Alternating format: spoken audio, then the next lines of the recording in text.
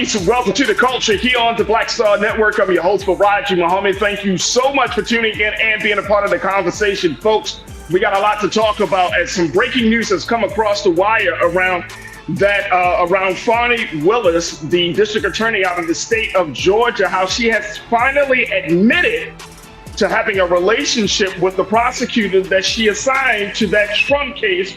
What will happen next? We'll certainly talk a little bit about what's going on with the latest with this case and so much more. Also, folks, let's talk about teachers being afraid to teach Black history this year, as there are a number of districts across the country and a lot of states that are pushing back on teaching about racism. What does that mean for the classroom? We'll have that conversation on the other side. Also, let's continue to talk a little bit about the work that young people are doing in the city and in around the country. And I got some stuff for you later on about joy and happiness. So stay with us. We got a lot to talk about on today's edition of The Culture right here on the Black Star Network. We'll be right back.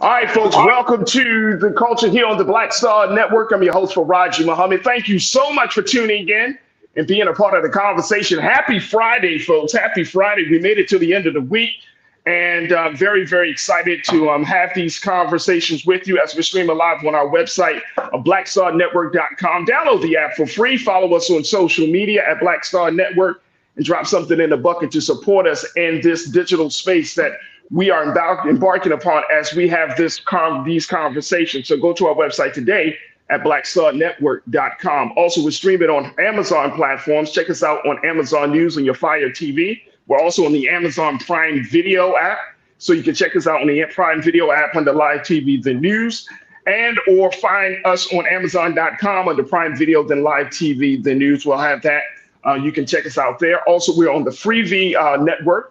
So you can find us on now under News on Freevee, and we're on Plex TV 24 hours a day, 7 days a week.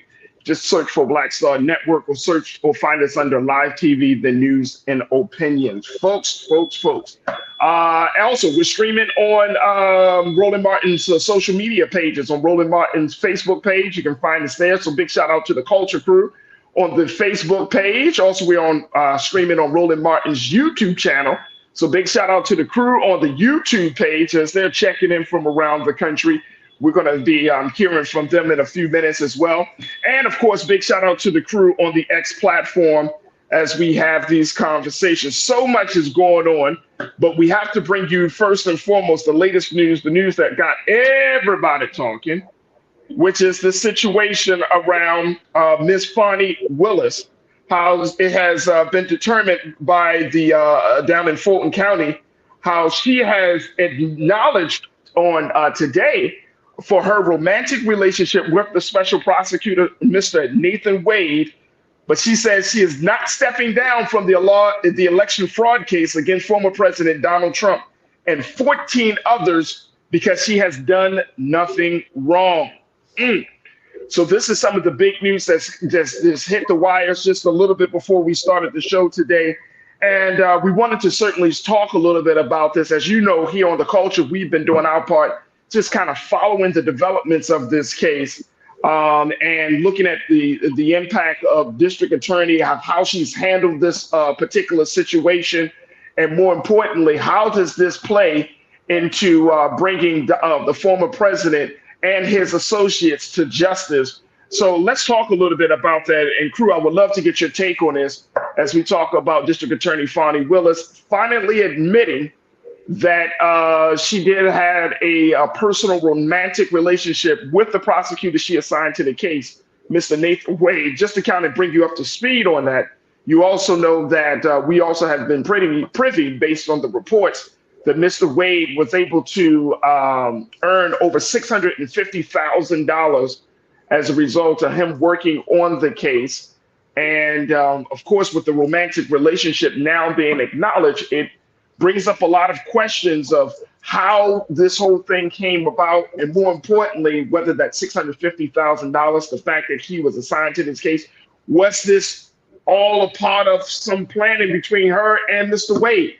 So there are still a lot of unanswered questions to this situation, but this is certainly a bombshell of a development in this particular case. I want to check in now with my sister, Kimberly Morrow, one of our great new contributors here on The Culture. Kimberly Morrow, she is an educator, she's an author, she's a speaker, and get some insight from her.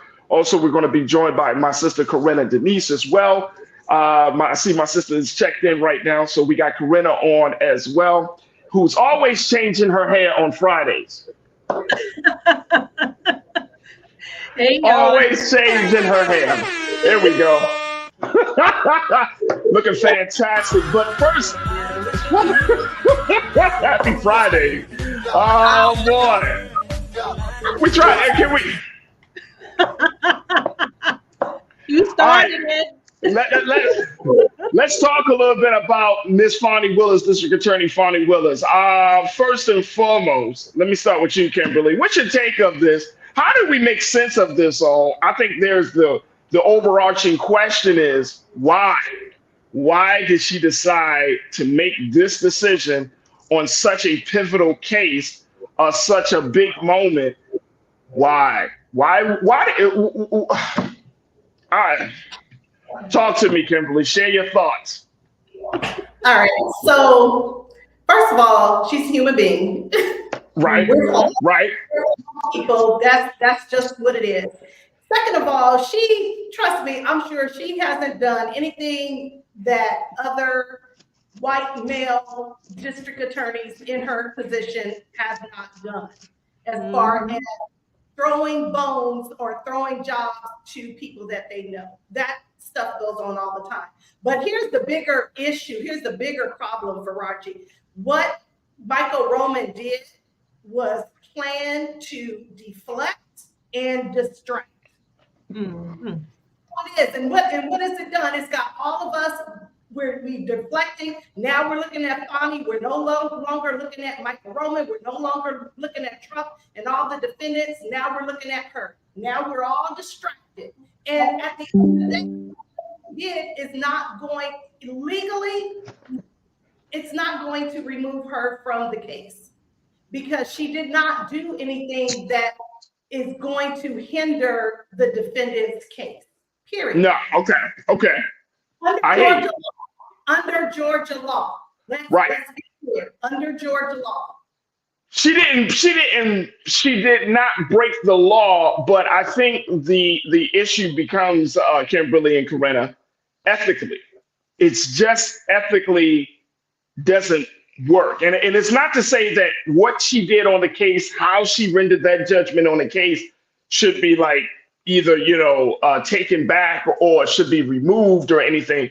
But I'm just talking about the ethics of it. The ethics of it is you put your lover on a case, and this is not about Donald Trump. This is about the fact that you put tax, and this is what I've been reading because of some of the concerns that some of the leaders in the state of Georgia.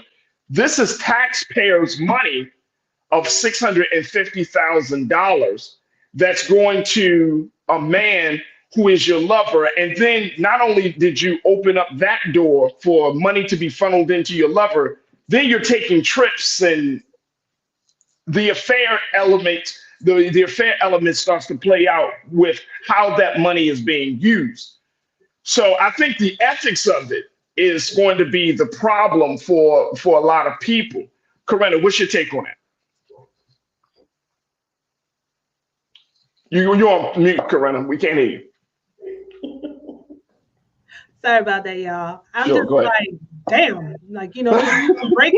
I wasn't expecting this. It kind of. I wasn't either. We weren't either, Corinna. Right, like the show just started, but yeah, I definitely need to learn more about it to speak more, accurately about it. But what I will say is, I think we need to clarify some things. Is this someone that she is still in a relationship with or no longer in a relationship with? How long ago that happened? And unfortunately, yeah, to your point, Farajii, the ethics of it, it does look away. But at the end of the day, I'm sure she's not the only one. It's just unfortunately, with Black people, especially Black women, that magnifying glass is 10 times more sharp. So, they were going to be digging for stuff regardless. But I think it's very ironic how, she's under the microscope, right? And to Kimberly's point, look at Donald Trump.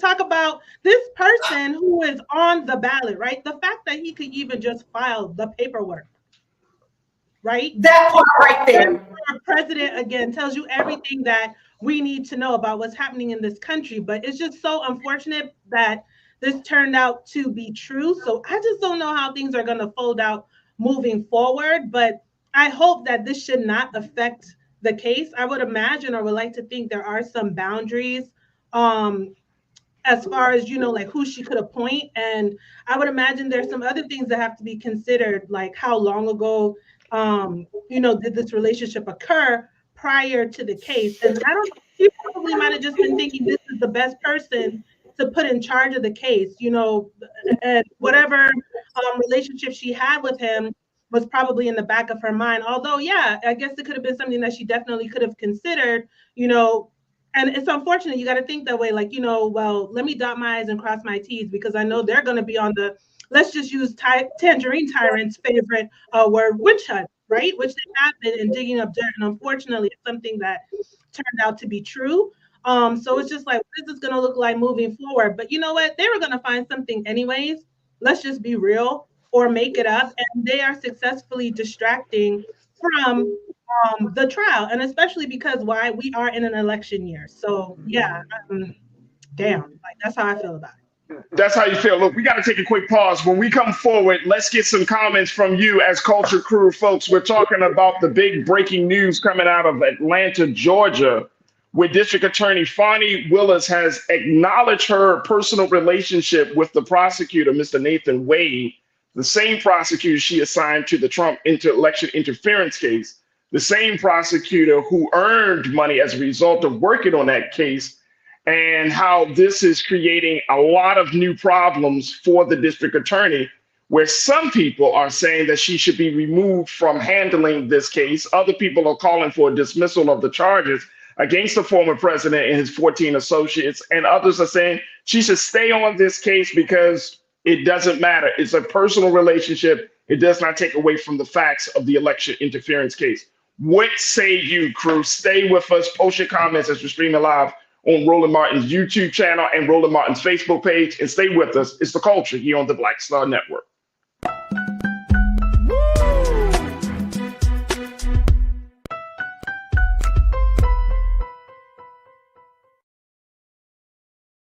Hatred on the streets, a horrific scene, a white nationalist rally that descended into deadly violence. White people are losing their damn minds. An angry pro-Trump mob storms the U.S. Capitol.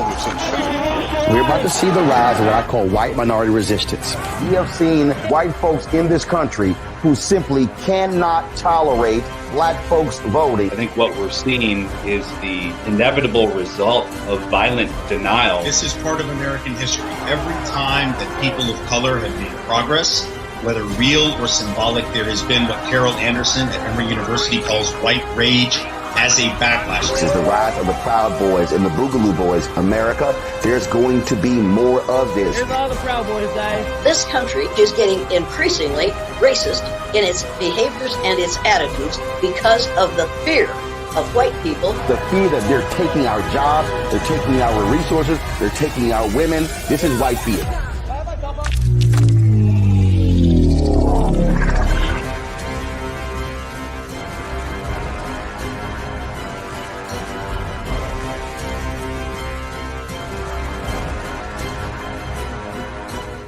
Pull up a chair, take your seat. The Black Tape with me, Dr. Greg Carr, here on the Black Star Network. Every week, we'll take a deeper dive into the world we're living in. Join the conversation only on the Black Star Network. When you talk about blackness and what happens in black culture, We're about covering these things that matter to us, speaking to our issues and concerns. This is a genuine people-powered movement. There's a lot of stuff that we're not getting. You get it, and you spread the word. We wish to plead our own cause. Too long have others spoken for us. We cannot tell our own story if we can't pay for it. This is about covering us. Invest in Black-owned media. Your dollars matter. We don't have to keep asking them to cover our stuff. So please support us in what we do, folks. We want to hit 2,000 people, $50 this month, raise $100,000. We're behind 100,000, so we want to hit that. Y'all money makes this possible. Checks and money orders go to P.O. Box 57196, Washington, D.C. 20037-0196. The Cash App is $RM Unfiltered. PayPal is R Martin Unfiltered. Venmo is RM Unfiltered. Zelle is Roland@RolandSMartin.com. Hi, I'm Dr. Jackie Hood Martin, and I have a question for you. Ever feel as if your life is teetering and the weight and pressure of the world is consistently on your shoulders? Well, let me tell you, living a balanced life isn't easy. Join me each Tuesday on Black Star Network for A Balanced Life with Dr. Jackie. We'll laugh together, cry together, pull ourselves together, and cheer each other on. So join me for new shows each Tuesday on Black Star Network, A Balanced Life with Dr. Jackie.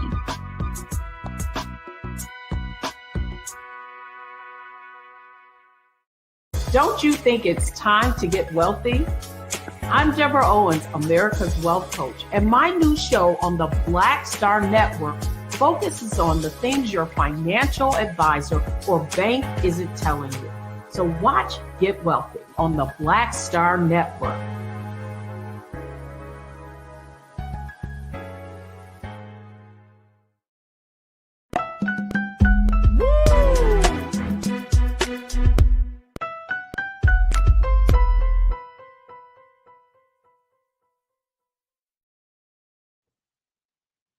All right, folks, welcome back to The Culture here on the Black Star Network. I'm your host, Farajii Muhammad, joined by my sisters that we have joining us every Friday. Kimberly Morrow, who is a principal, who is an educator, who is a speaker. And then we got my sister, Corinna Denise, who is one of our great culture crew members. She's also a college admissions advisor and political activist. Talking about this breaking news out of Atlanta, Georgia, with District Attorney Fani Willis finally acknowledging and admitting that she had, I don't know whether we can say had or still has, but she had a relationship, personal, intimate relationship with the same prosecutor she assigned to the case of former President Trump's election interference case. Now, this again, and I see what a lot of you are saying in the chat crew. I see what a lot of folks are talking about. But Kimberly, Corinna, I'm looking at things how they are, not what I hope and wish for them to be, right? You know, that's my thing for 2024. See things as how they are. How they are is that even though that this is two separate issues, one is a personal issue and the other one deals with the state of democracy, it still comes down to ethics and good judgment. Now, does that mean that Fani Willis is a terrible human being? No, it does not. What that does mean, though, is that it opens up the door about how she moves, right? And we can't deny that. And we can't, especially when public trust is involved and public funds are involved, right? We as Black folks can't just be like, well, white people do it, therefore we should be able to do it too. Because then where is the standard? Where is the boundaries for us? Well, there's also an unspoken rule, right, Farajii, that they could do it, but we can't. You know, we. Hey, wait a minute, but hey, Corinna, is that the truth? It's unspoken rule because guess what? It's the truth, Kimberly. It's the truth. We can't move. We can't move the same way, especially when you're talking about. Look. We could talk about Trump and we could say, oh, this man has all this stuff, there's all this baggage. He should not be allowed on here. But guess what? Nobody has stopped him. He's still going to want to be the GOP nominee. But at the end of the day, we still are seen and have to operate by a different standard, Kimberly. That's just the truth of it. And I know that's hard for some Black folks to that's a hard pill for us to swallow, but No, I'm not saying that that is not true, Farajii. I understand we have to be twice as good to get half as much. I get all that. But here's my issue with us, particularly. She did it. She owned it. She made a mistake. But we want to, she needs to be off the case now. We need to get somebody else. Do you know how much pressure that is to always have to be perfect, always do everything the right way? I know I'm no Fani Willis, but I lived that. When you're in a position of power or authority, and you're the only Black person in that position, and particularly the only Black woman, and you know everybody has eyes on you, and you cannot make a mistake. And when you do make a mistake, you get ripped for it. There is no forgiveness. There's no coming back. There's no redemption. That's my only issue, Farajii. We have to give this woman some grace and allow her. She made a mistake. She has admitted that she made a mistake. We need to continue to support her and let her do her job. That's where I'm coming from. Not to say we have to know better. Of course we have to know better. But we're going to slip up. And when we do, you cannot crucify us for it. You know, she slipped up. Okay, she slipped up.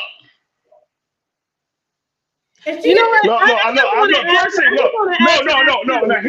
Here's what I'm saying. And I understand. I don't think Black America will crucify her. I know white America, especially those in the MAGA camp, will crucify her, right? Some of Black America is also going to crucify her. We are crucifying her. Silence is violence. I've seen a number of white liberals come out on YouTube to support her. Attorneys come out on YouTube to explain why she's not breaking the law, and why this is their case to get it thrown out. It doesn't adhere to the standard. I've seen that. I have not seen us do that. That's my only issue. So I'm not saying that we're going after her, but we're also not coming out swinging for her. And let me ask y'all a question. Do more of that. Let me ask you a question. If this was a different setting, instead of being in the court, I'm trying to get to this very simple point. In this particular case, she served as the supervisor. Nathan Wade served as her subordinate. Are we saying that's okay? Is he her subordinate, or is he one of her colleagues? I mean, he's a colleague, but technically she's over him because she assigned him to the case. Okay. You know, if I may just jump in here real quick, here's my thing. I hear everything you're saying, Farajii. I hear everything Kimberly is saying. But I just don't want us to fall for the okie doke. Now, I'm glad that at least she admitted it, because I think it would be a lot worse if the opposition were the ones to, bring this to light, even though they were already investigating. But I don't want us to get caught up in tearing her down. And that's what I don't think this is about tearing it down. No. But just hear me out for a second. What I'm saying is that I don't want us to get distracted, right? I don't want to disparage what she has just admitted to.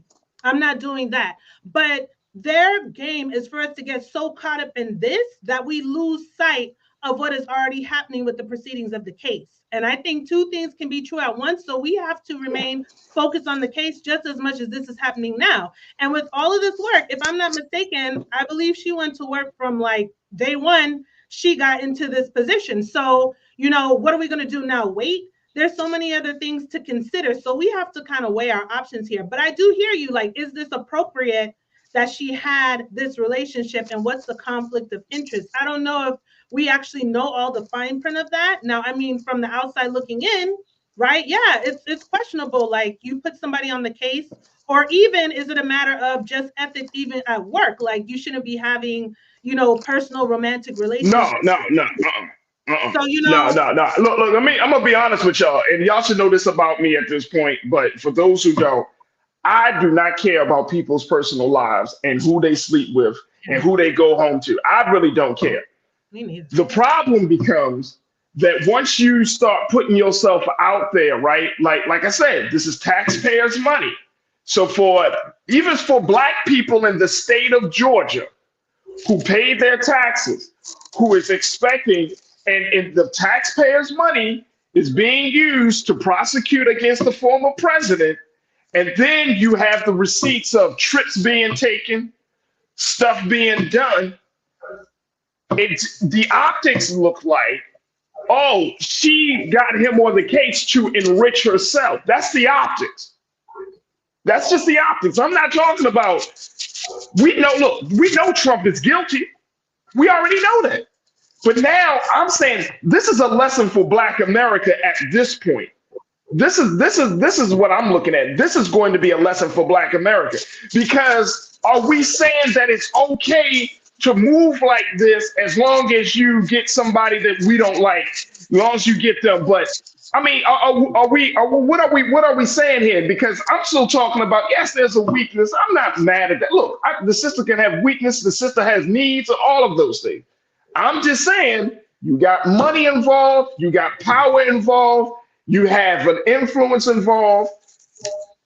And even though we want to see Trump taken down, and we know that the stakes are super high for this case, this was not the moment to make a unethical or lazy or just a bad decision. So let's be see very what I'm saying? clear. The unethical part is putting someone who she was romantically involved with in charge of this case.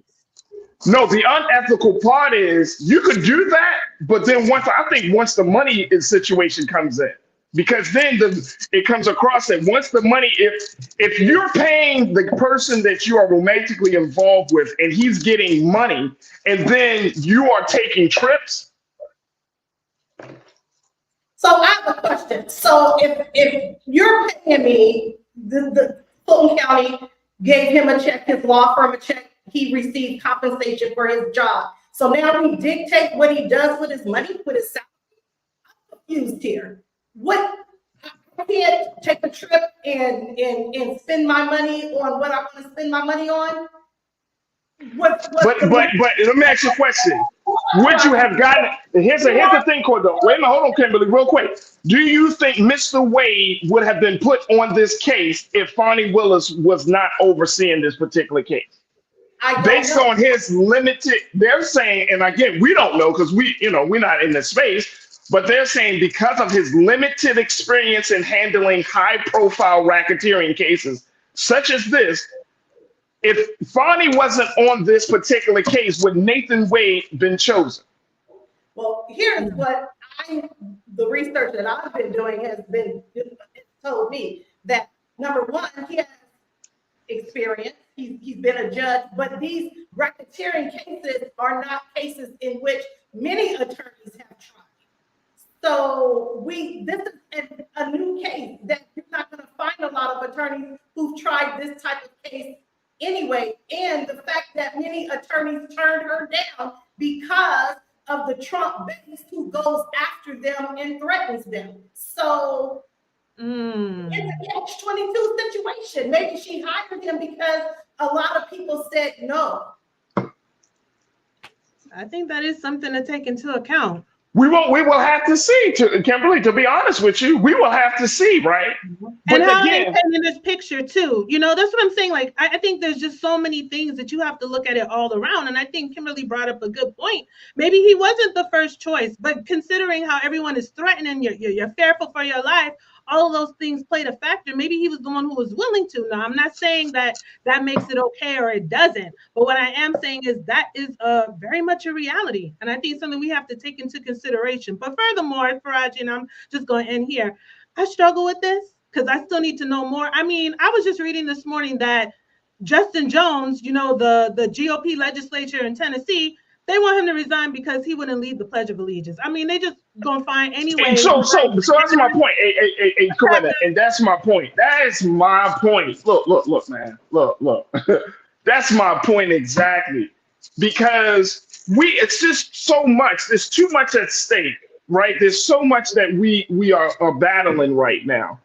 And I'm not saying that people can't make mistakes. I'm really not saying it. I'm just saying that it's so much at stake here. If Justin Jones, just an example you just provided, if Justin Jones can be scrutinized for not saying the Pledge of Allegiance, if Claudine Gay can get kicked out supposedly, allegedly for plagiarism, even though Harvard said that wasn't the case, but the big time donors said no, she needs to be moved. She needs to be moved.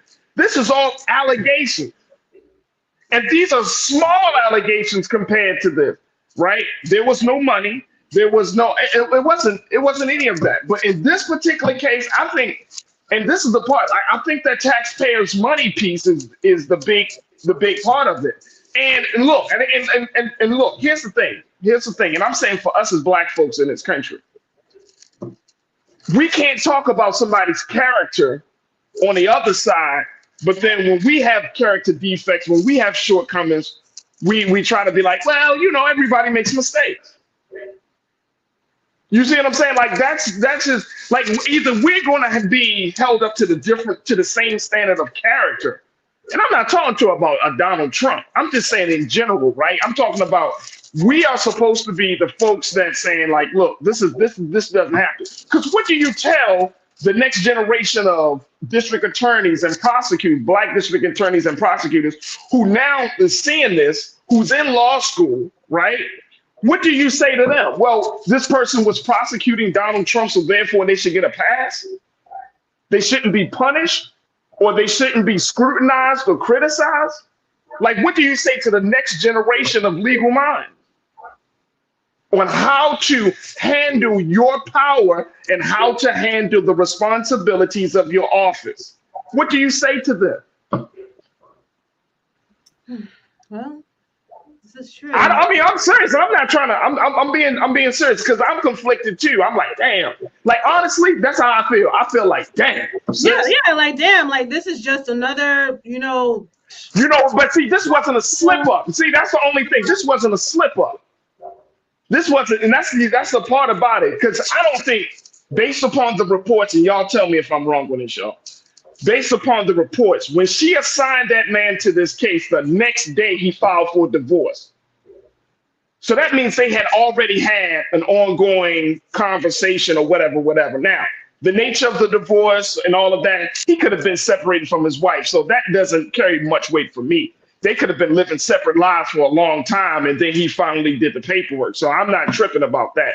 But I'm just simply saying that it's the optics of everything. It just comes across as like, damn, man.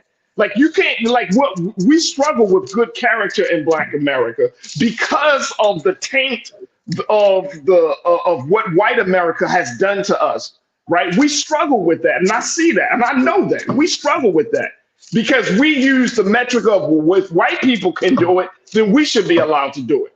And that's a real struggle for a lot of us in this country as Black folks. I think everyone uses that metric, Farajii. I'll push back on there a little bit. I don't think everyone uses that metric. I don't think everybody is. Do it, we can do it. We should be. That's how it should be. But unfortunately, we've suffered the consequences too many times to know that we can't. And I'm just saying forgiveness. We forgive her of that transgression. Let's not crucify the lady. Because she did not do anything to hinder the case, to hurt the case. That was not, I don't believe that was her intention. So I think we need to move past this and let's focus on the big picture, which is the case that. Yeah. So and we're saying that is the proof too. We gotta get the proof. She admitted, but I mean, we need to see the proof first, and we need to clarify who. Well, if she admitted, I mean, what other proof? If you say you did it, you said you did it. Like, yeah, but I don't know.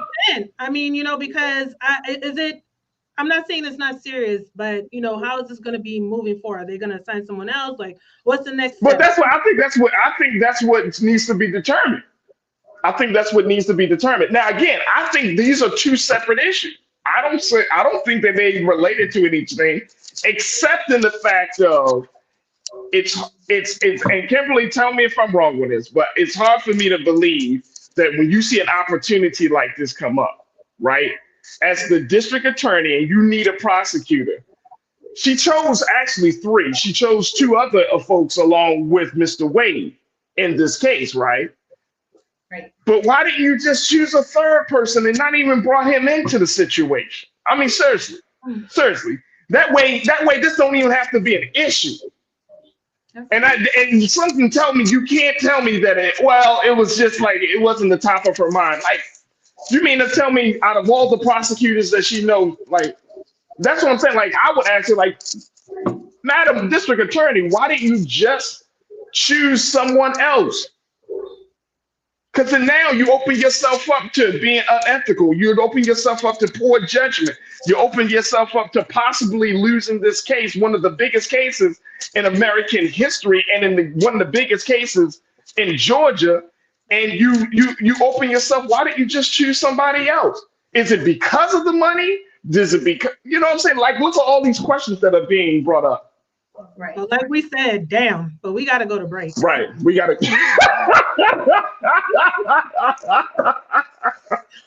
Let's go to break. Let's take a quick pause. Stay with us. It's the Culture here on the Black Star Network.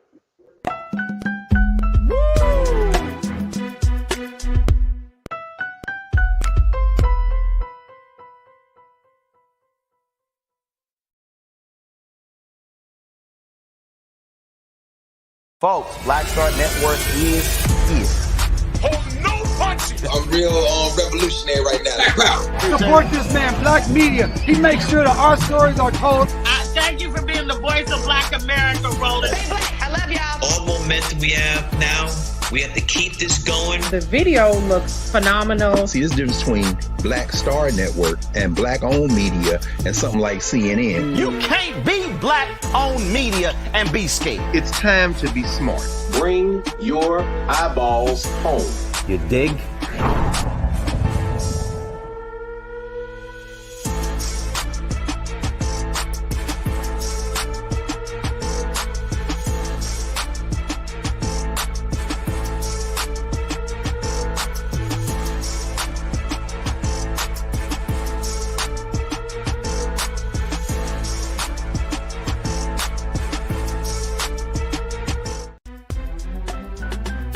I'm Farajii Muhammad, live from LA. And this is The Culture. The Culture is a two-way conversation. You and me. We talk about the stories, politics, the good, the bad, and the downright ugly. So join our community every day at 3 p.m. Eastern and let your voice be heard. Hey, we're all in this together. So let's talk about it and see what kind of trouble we can get into. It's The Culture, weekdays at 3, only on the Black Star Network. When you talk about blackness and what happens in Black culture, we're about covering these things that matter to us, speaking to our issues and concerns. This is a genuine people-powered movement. There's a lot of stuff that we're not getting. You get it, and you spread the word. We wish to plead our own cause. Too long have others spoken for us. We cannot tell our own story if we can't pay for it. This is about covering us. Invest in Black-owned media. Your dollars matter. We don't have to keep asking them to cover our stuff. So please support us in what we do, folks. We want to hit 2,000 people, $50 this month, raise $100,000. We're behind 100,000, so we want to hit that. Y'all money makes this possible. Checks and money orders go to P.O. Box 57196, Washington, D.C. 20037-0196. The Cash App is $RM Unfiltered. PayPal is R Martin Unfiltered. Venmo is RM Unfiltered. Zelle is Roland at RolandSMartin.com.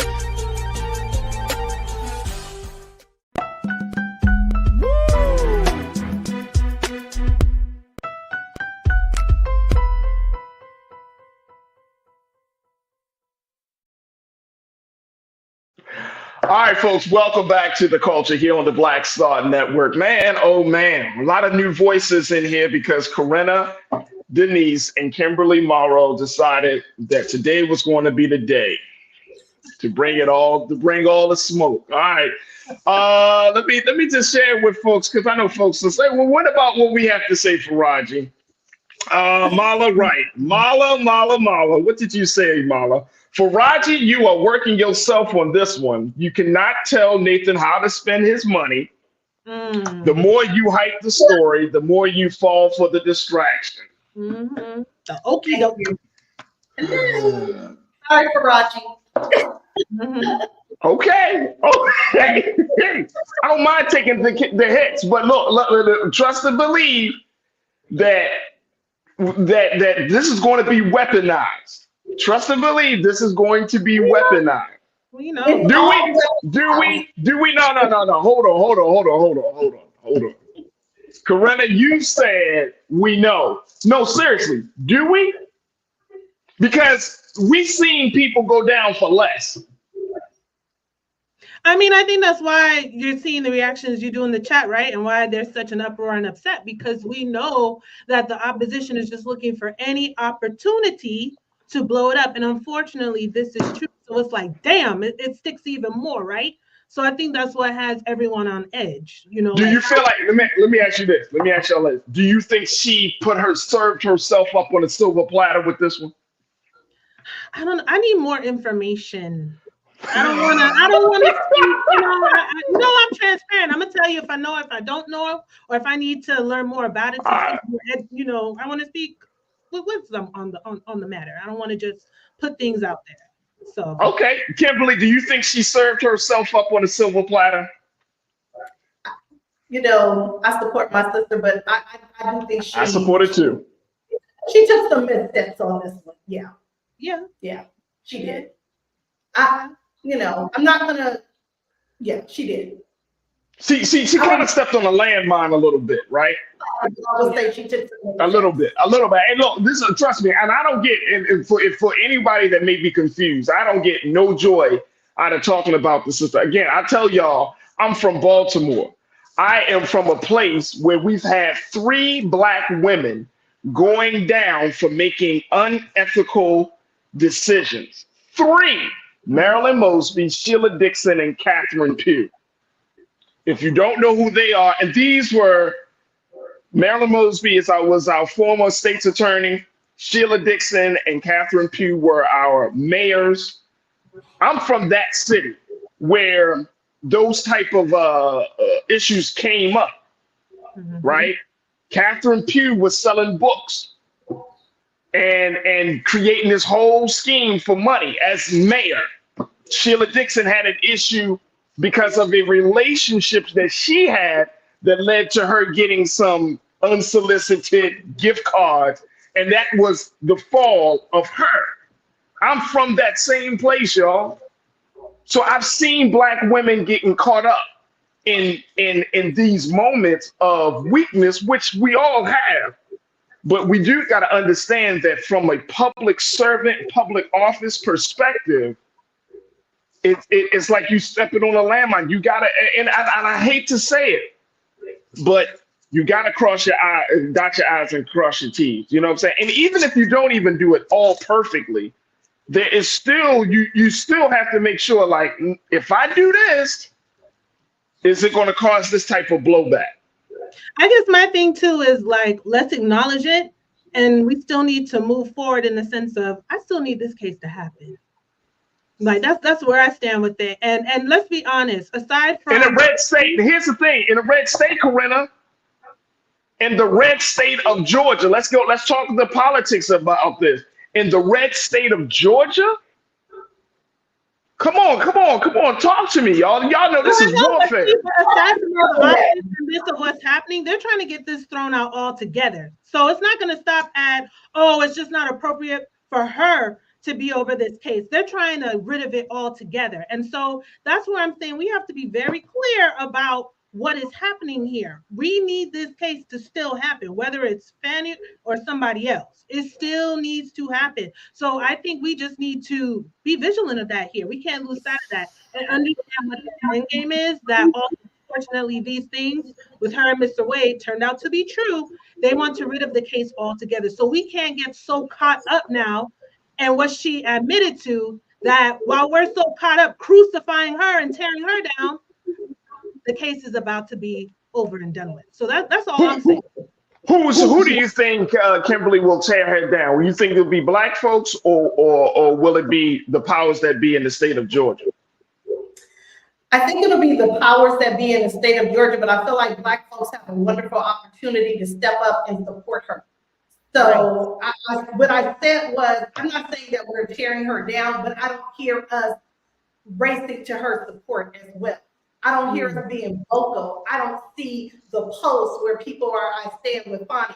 So that's what I would like to see more of. I like to see us do that. I like to see us take this sister and say, okay, she did that. We're going to forgive her. We want her to get this win with this court case. And I really believe we need to support her right now, because again, what she did is not enough to get the case dismissed. The allegation does not stand the sniff test.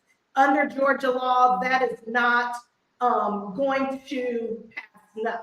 So we need to support her. We need to stop being distracted by this grift, this game that the other side is trying to pull on us right now. And we really need to stand with her and let her take this case forward. Now, Wade, on the other hand, I think it would be good for the optics' sake if he resigned.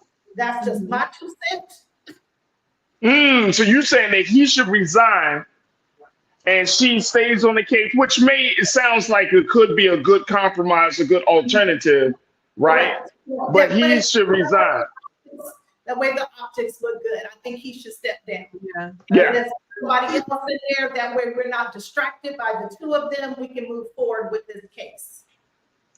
Janelle, you checked in and said the metric being used against her is that she's supposed to be perfect, and then they still find a way to belittle her. The stereotype of a Black woman's sexuality as abnormal is winning. Here's my only pushback. If she would have not brought the man on the case, and we wouldn't have even been talking about this. We would have been talking about something though. It might not have been this. Not about her personal relationship. If she would not have assigned, listen, look, I'm just saying, Corinna, if she would not have assigned Nathan Wade to this case, we would not have been talking about her sexuality, nor, as Janelle said, her being perfect. If she did not assign him to the case. I'm gonna push back on that, Farajii. And when we come back, I'll tell you why I'm gonna push back on that. All right, push back. Bring the smoke, Kimberly. I love it. I'm serious. Like, I don't mind it. Let's bring the smoke. But I don't think if he wasn't on the case, I don't think that this would have been a discussion. Folks, we got to take another pause. Stay with us. It's The Culture here on the Black Star Network.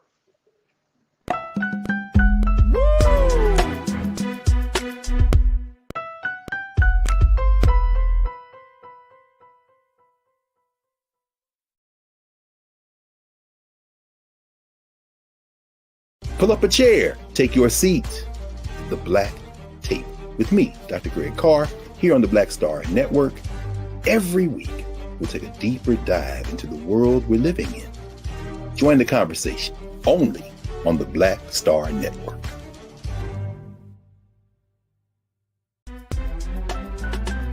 I'm Farajii Muhammad, live from LA. And this is The Culture. The Culture is a two-way conversation. You and me. We talk about the stories, politics, the good, the bad, and the downright ugly. So join our community every day at 3 p.m. Eastern and let your voice be heard. Hey, we're all in this together. So let's talk about it and see what kind of trouble we can get into. It's The Culture. Weekdays at 3, only on the Black Star Network. When you talk about blackness and what happens in Black culture, we're about covering these things that matter to us, speaking to our issues and concerns. This is a genuine people-powered movement. There's a lot of stuff that we're not getting. You get it, and you spread the word. We wish to plead our own cause. Too long have others spoken for us. We cannot tell our own story if we can't pay for it. This is about covering us. Invest in Black-owned media. Your dollars matter. We don't have to keep asking them to cover our stuff. So please support us in what we do, folks.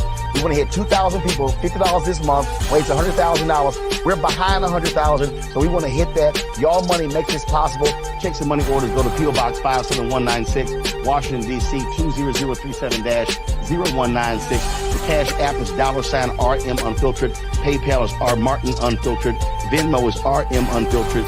Zelle is Roland at RolandSMartin.com. Folks, Black Star Network is here. Oh, no punches! I'm real revolutionary right now. Support this man, Black Media. He makes sure that our stories are told. Thank you for being the voice of Black America, Roland. Stay black. I love y'all. All momentum we have now, we have to keep this going. The video looks phenomenal. See, this difference between Black Star Network and black-owned media and something like CNN. You can't be black-owned media and be scared. It's time to be smart. Bring your eyeballs home. You dig?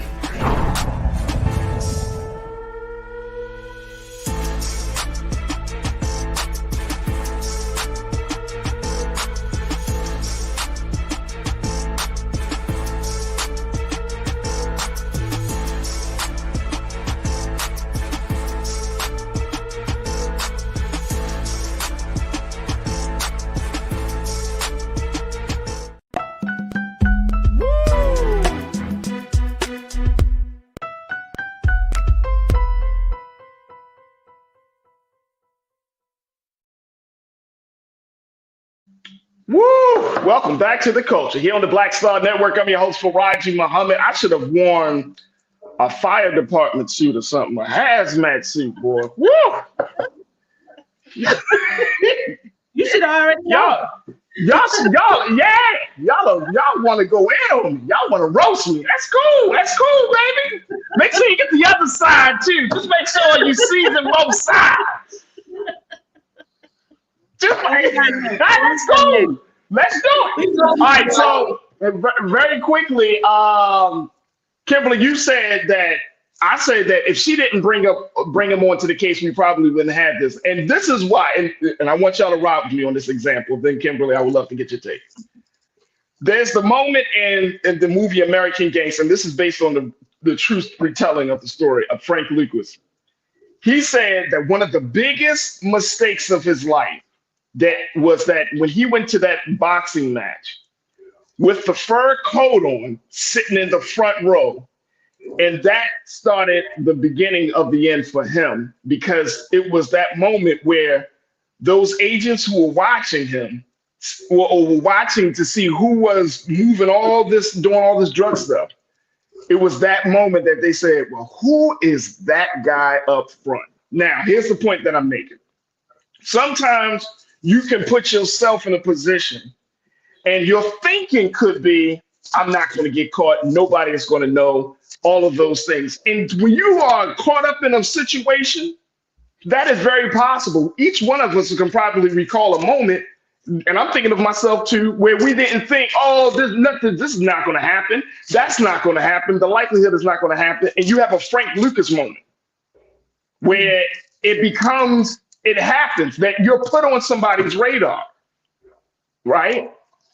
And knowing that this is a red state, knowing that this was a high profile case, it could have been somebody in our own office that could have gave that information to Mike Roman. It could have been somebody who didn't even like her. You see what I'm saying? Who knew about her situation? Because how did he find out? He just didn't. I mean, how would you have known that? Probably threatened somebody to give him the information.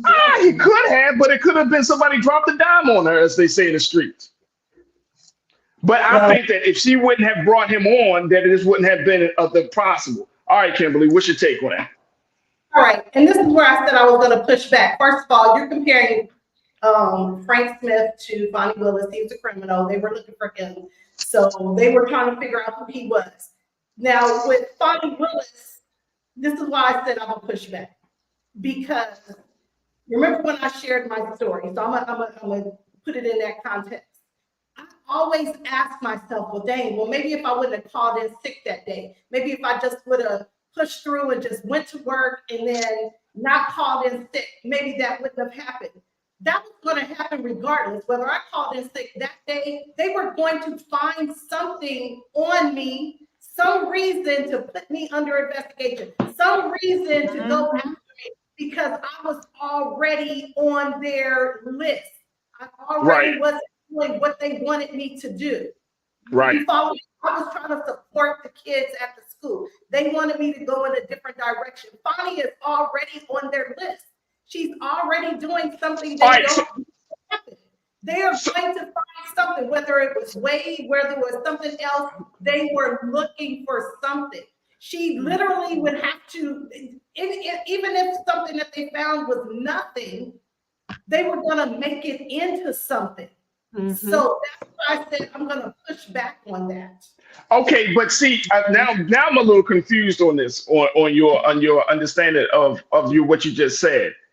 If you know somebody is coming for your neck, do you give them the knife? No, you don't give them the knife. If you know they're going to come after you, why would you see what I'm saying? We don't know what's happening behind the scenes or behind closed doors, right? When she initially took this case, we know that Trump plays dirty, his people play dirty. So you already know that, right? So you know that.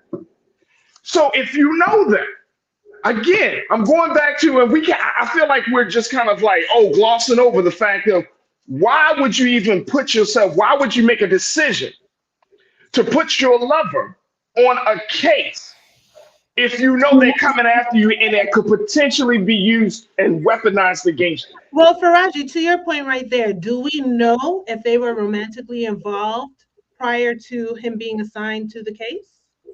Do we know that to be true? I have to look at the timeline. They've been together. They've been dealing with each other since 2022. Okay. The case started in January, I think in January of 22. So either way, she assigned him to the case. But if you know that somebody's after your neck, wouldn't you kind of like move in a little bit of a stealth manner, kind of move under the radar, like, all right, I don't want to, like, you know what I'm saying? Like, because something had to happen. There was a reason that she felt like, you know what, let me put Nathan on this case. Maybe Nathan is going through some financial reasons. We don't know. That's why I'm asking. I don't know. Is it a matter that he was assigned to the case and then they got romantically involved later on? I'm not saying. No. I don't think that's the case. The ex-wife, and this is getting like a soap opera. So go ahead, Kimberly. Farajii, it looks like they started dating in 2022, but he started working in 2021. So he started working the case and then they started dating. Okay. Does that change it a little bit for you? It does, because it will change in terms of the timeline of when the beginning of the relationship started. It changes the motivation. So if that's the case, that's the case. But my point is, again, if you know that they're coming after you, even if after the case was assigned to him, they started getting romantic, they started getting a little close, she might have could have said, hey, look, man, we getting close, we intimate. Maybe you fall back a little bit on this. I get somebody else to do it because this thing could get out of hand. It could blow up in our face. I mean, you mean to tell me, and I think Dwayne, we got so many people in the chat, but I think Dwayne checked in, Dwayne Johnson, I think his last name is.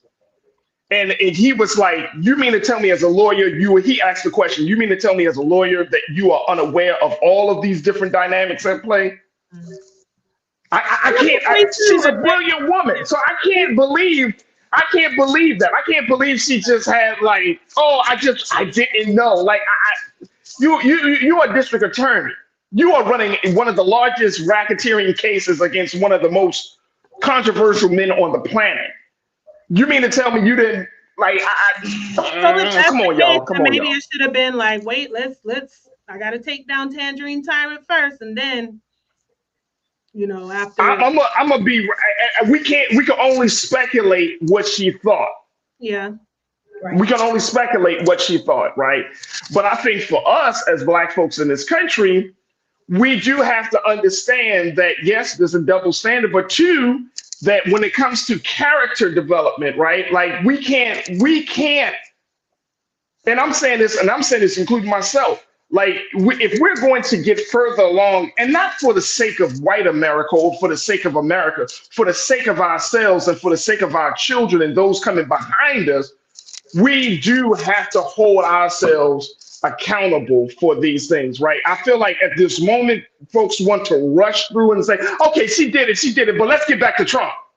It's like, yo, she did this, and it could really pose a risk to this case. I'm sad. I'm disappointed by this, y'all. I'm serious. I'm disappointed by need this right now. We really no, hell no, we ain't need this right now. Hell no. And guess what? Because we're dealing with folks who don't play by the same rules, they may kick her off of this case. They may say, you know what? We need to retry this case because they don't say play by the same rules. And guess what? We got to eat that as Black Americans because we're not in power in Georgia. At the end of the day, it does give them an opening for field play, and it's just unfortunate. So yeah, damn. All right, let me go back to what folks are saying. Man, oh man, this is Boza Blick. You said definitely not a good look. Yvette, she knows there's a double standard. She let her freaking ego get in the way. Ooh. I don't know if it was ego. And are you making an opinion, Yvette? I'm just say it again, Corinna. And I'm just saying, is that an informed opinion? I mean, the news just broke. Like I said, I'd like a little bit more detail to speak wisely on the matter. Like, we're throwing out ego and all of this stuff, and that could be the case. But here's where I take issue. Let's have the same energy on the other side, because I don't know if we were this riled up when the attack first started without the information about. I think, and here's people are saying, Tiz, you checked in. Tiz, you said Farajii, all of this noise plays right into Trump's hands. And he's loving it. And guess what? I'm going to be honest with you. I don't care. I don't care. Because in this particular noise, Tiz, and I understand what you're saying, but in this noise is an opportunity for us to have some very deep conversations about Black folks in power in America, right? That we're talking about the double standard issues. We're talking about character, making good and sound decisions. Like we got to have these conversations. I think a lot of the partisan talk is like, as long as you get somebody down from the other side, and then we're around, we galvanize around people just because they are fighting the good fight, quote unquote. But at the same time, I'm wondering, don't we need to be having conversations about character? Because again, I come from Baltimore. I've seen this before. We've seen this on a national level with so many Black people in power that when we get into power and positions of influence, we start to move like we can move like that. And then when we get our asses on fire, now we want to kind of like, oh my gosh, what happened? This ain't fair and stuff. And it's like, come on, y'all. Come on, man. Come on. Like, we keep doing this, and then we acting like we're going to expect something different as the outcome. And that's insanity to me. I get where you're coming from. I understand your point. Mm-hmm. Good point, yeah. Revonda Lynch, you said, thank you. Let's get the facts. If she admits it, I don't need any more details. That's just how I stand. If you said you did it, I don't need to know no more details. Because when did this happen, Kimberly? I mean, this part of the revelation, I think this has been like 2 weeks, at least 2 to 3 weeks, right? That we've been talking about this. Right. 2 to 3 weeks. When she first came out, when this came out, she didn't make no statement and say, look, I denied this. Me and Nathan Wade never had this. She never said it. She went to the church. She said she has fallen short of the glory of God, but she did not say, she did not have a denial of the relationship. Now the heat is getting hotter and hotter and hotter. And now she was compelled to make this acknowledgement, right? And it's like, it's just sad. And I think emotionally, we're all just trying to figure this, we're trying to process this because we've seen this so many times. We're like, damn, man, we make a little game and then our own shortcomings, our own foot can get into the way. And even if it's a small foot, it's still a foot. We could still trip yourself up. Right. Yeah. All right. let's take a final another pause, and when we come back, let's switch gears because I think we all need a mental break. Stay with us. It's the culture here on the Black Star Network.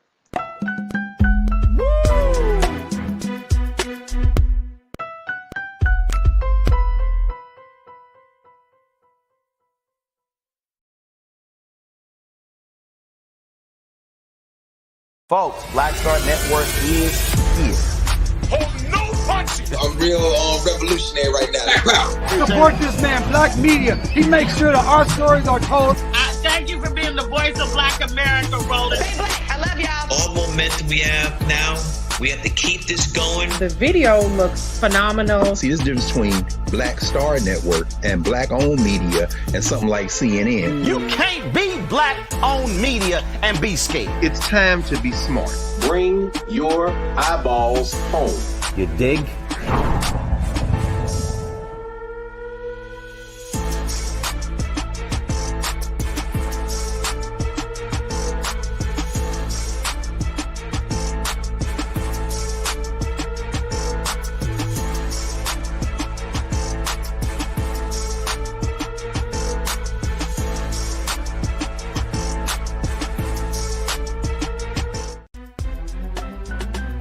I'm Farajii Muhammad, live from LA. And this is The Culture. The Culture is a two-way conversation. You and me. We talk about the stories, politics, the good, the bad, and the downright ugly. So join our community every day at 3 p.m. Eastern and let your voice be heard. Hey, we're all in this together. So let's talk about it and see what kind of trouble we can get into. It's The Culture, weekdays at 3, only on the Black Star Network. When you talk about blackness and what happens in Black culture, we're about covering these things that matter to us, speaking to our issues and concerns. This is a genuine people-powered movement. There's a lot of stuff that we're not getting. You get it, and you spread the word. We wish to plead our own cause. Too long have others spoken for us. We cannot tell our own story if we can't pay for it. This is about covering us. Invest in Black-owned media. Your dollars matter. We don't have to keep asking them to cover our stuff. So please support us in what we do, folks. We want to hit 2,000 people, $50 this month, raise $100,000. We're behind 100,000, so we want to hit that. Y'all money makes this possible. Checks and money orders go to P.O. Box 57196, Washington, D.C. 20037-0196. The Cash App is $RM Unfiltered. PayPal is R Martin Unfiltered. Venmo is RM Unfiltered. Zelle is Roland at RolandSMartin.com.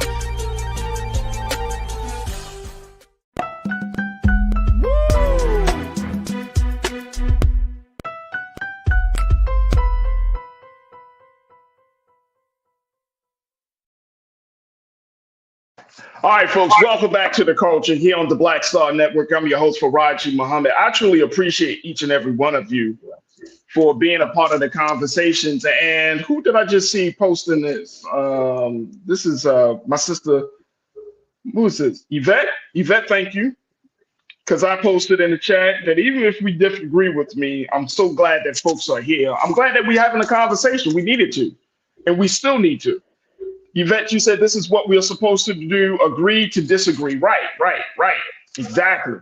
And I think I want to bring my sisters back, Corinne and Denise, who is a political activist and college admissions advisor, my sister, Kimberly Morrow, who is an educator. So we can agree to disagree. And I think many of us, we're going to just see how this thing plays out over these next few days. And by the time, God willing, we come back next Friday, we're probably going to be in a different space with all of the information. So I'll have your hazmat suit next week. I might need one. Might need security too, because you be like, because you know, watch Black folk gonna blame me. Be like, see, you messed up the election in South Carolina. We're gonna blame Farajii, y'all. I can handle it. All right, let's talk about something that y'all both two are passionate about, which is talking about education. Of course, this is Black History Month, and Kimberly, you brought this much to my attention, and I think it's an excellent point about the fact of where we are that outside of that particular case, that we are in a space where many teachers, and Corinna, you can attest to this as well, that many teachers are in a little bit of a conundrum as to how to move forward this month in teaching Black History Month. So we're calling this segment Afraid to Teach Black History, because now we know that there is an attack on our history. Kimberly, what's your take on this idea that you have in a number of different states? And I want to throw it up here very quickly. I want to put up give us some context. So let's put up quote 1 for this one, please.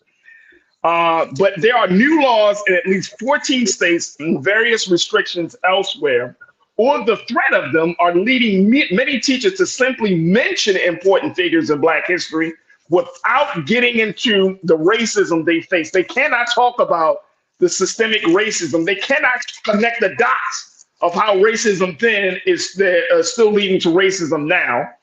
But the other part of it, in all, lawmakers in 30 states have proposed new restrictions during the past year on what schools can teach about the nation's racial history. Kimberly, what do you make of this? How can a teacher not feel afraid to teach Black history during this month? This is a tough one because people's jobs are actually in jeopardy. There are some curriculum that can be used. The Zen curriculum is one of them, which is a little bit more teacher and student friendly, but staying away from the topic of racism, that's a tough one. One of the things that I would recommend teachers do, I would recommend they go to the ASLH.org website, ASALH.org website, and it talks about what the theme for Black History Month is every year. And this year, the theme is a little friendly for teachers who want to teach Black history. It's celebrating African American artists, past, present, and future. So perhaps allowing them an opportunity to celebrate these artists, and then recommending to students to do further research as opposed to them bringing it up themselves. And I'm talking about the teachers that are in those school districts where they have their thumb on their necks, where anything that they can do could possibly get them to lose their job. Corinna, what's your take on this? Yeah, I agree with Kimberly. Like it's really tough right now because your livelihood is on the line, right? It's back to what we were saying in the last segment. We got to cross our T's and dot our I's, right? And it's unfortunate because they can't go in depth and really unpack some of the things in these lessons, because then you're going to be accused of, oh my goodness, teaching critical race theory, which is not even taught on a K through 12 level. So it's really unfortunate because now it's tied to, oh my gosh, am I going to get fired? Being a teacher is hard enough. You're overworked, underpaid. You're spending out of your own pockets. We have these outrageous book bans, but I think Kimberly made a great suggestion is, at the very least, maybe pointing the students in the direction, objectively, here's, if you'd like to learn more, here are some things you can do on your own outside of the classroom. And I also want to tie back in the parents. We have to also remember that just because this history, unfortunately, is going to look different in schools, it has always been in schools, let's just be honest here, because we've never taught it to its fullest capacity. But even with these book bans, Farajii, like we still have access to the books. Maybe not in the schools, maybe not in some of our public libraries, but you can still purchase them. So I think that that's just another way. Now, unfortunately, it's risky for a teacher to be like, oh, hey, we can't teach it in class, but I can give you the list of some books, because God forbid a child gives that to their parent. That's going to start something all over again, right? And cause outrage and upset.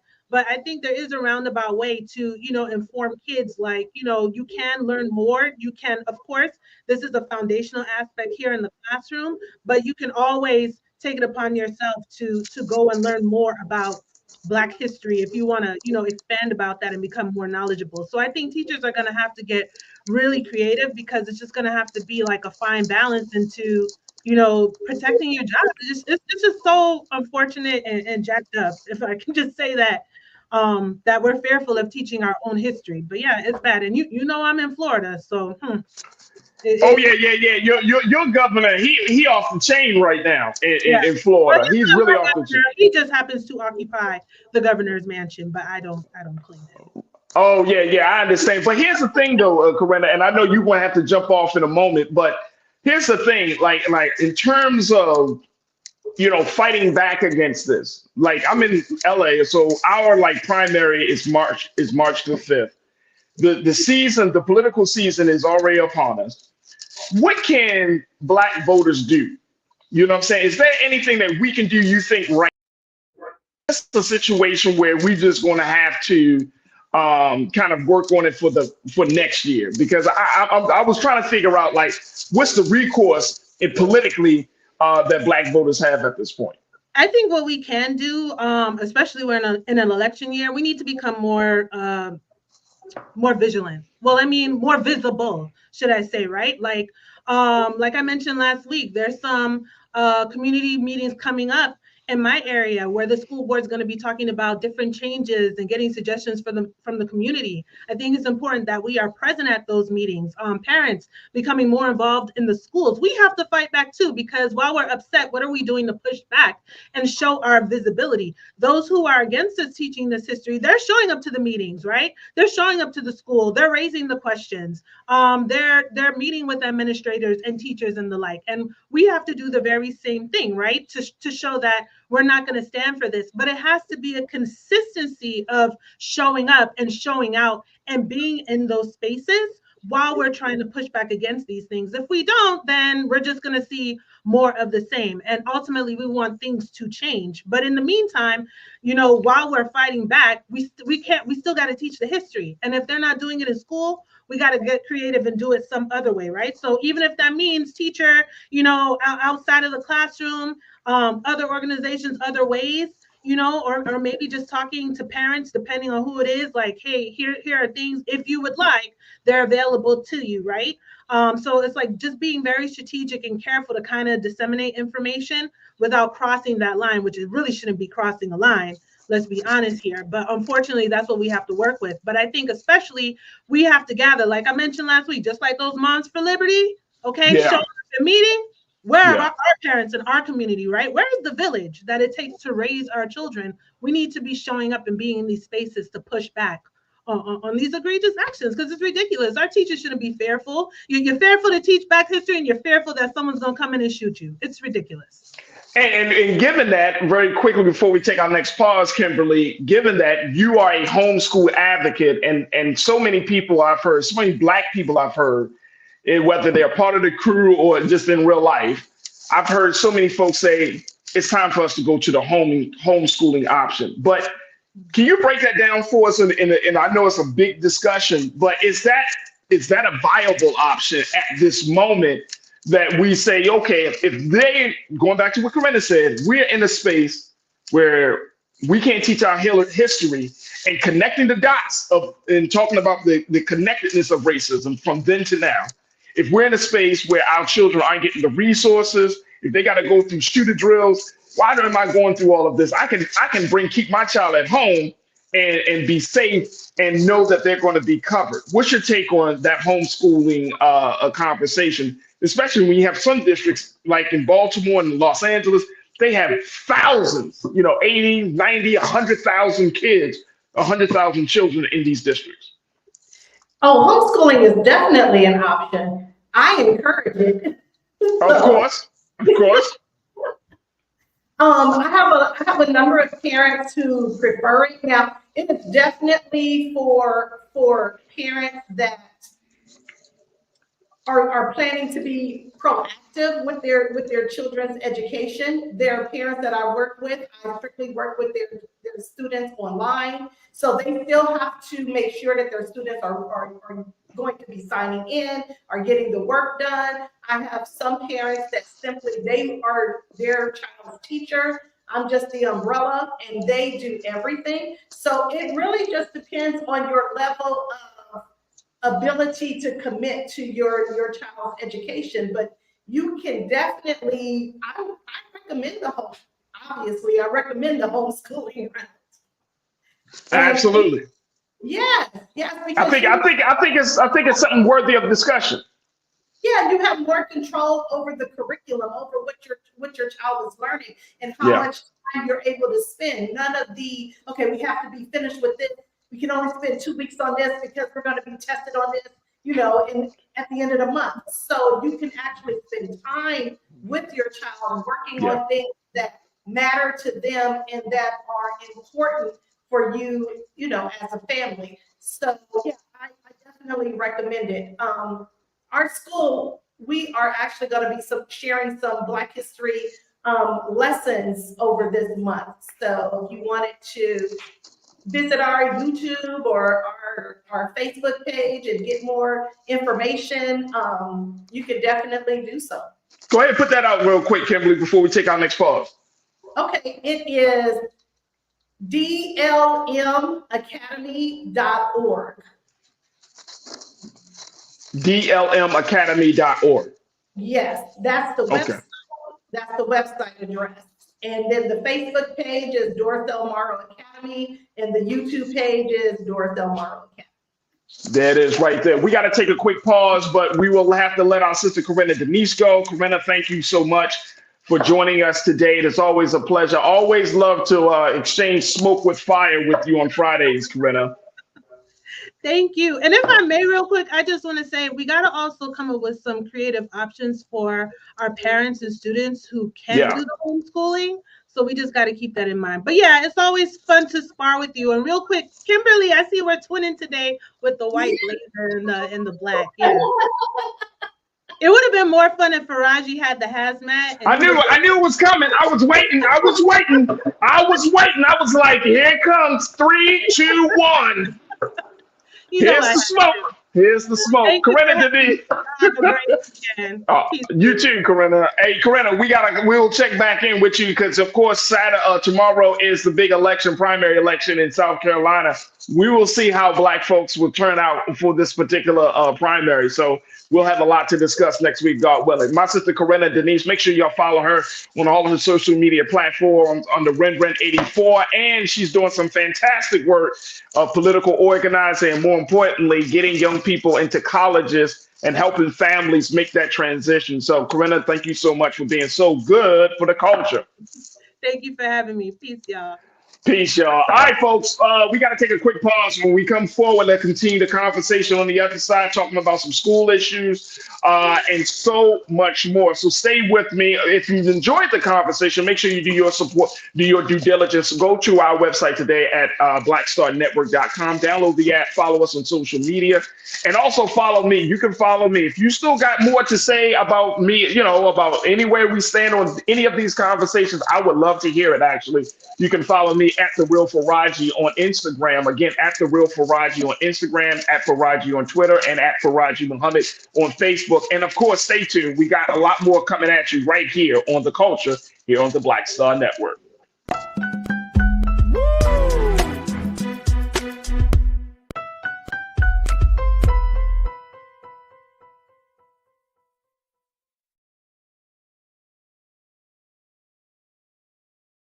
Black Star Network is here. Oh, no punch! I'm real revolutionary right now.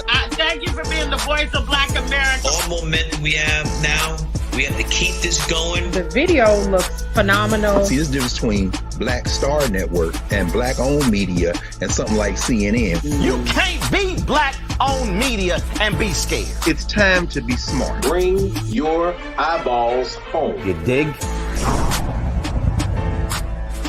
When you talk about blackness and what happens in Black culture, you're about covering these things that matter to us, speaking to our issues and concerns. This is a genuine people-powered movement. There's a lot of stuff that we're not getting. You get it, and you spread the word. We wish to plead our own cause.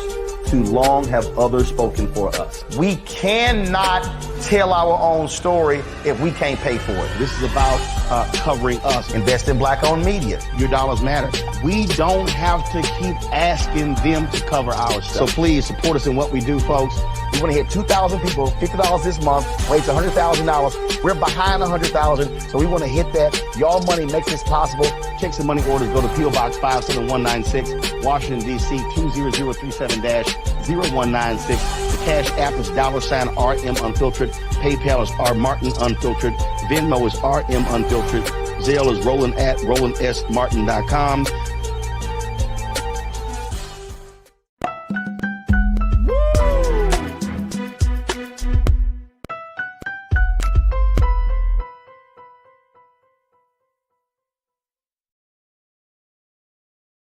All right, folks, welcome back to The Culture here on the Black Star Network. And I still got my sister Kimberly Morrow with me.